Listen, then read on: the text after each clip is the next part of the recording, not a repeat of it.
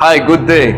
Lahat tayo ay natutuwa, especially kapag merong isang Pilipino na nag-outstanding sa larangan ng basketball at ngayon ay kinikilala na siya sa buong mundo.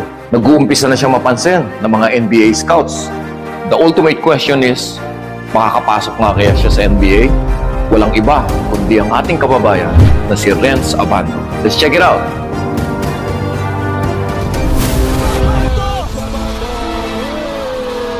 And there is that USD crowd. Ando, creating space. Renz Abando!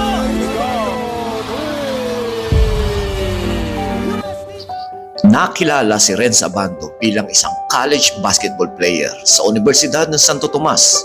Dahil sa kanyang kahusayan sa court, naging sentro ng atensyon si Abando ng mga manonood, sport analysis at ngayon ay pinag-uusapan ng mga NBA scouts.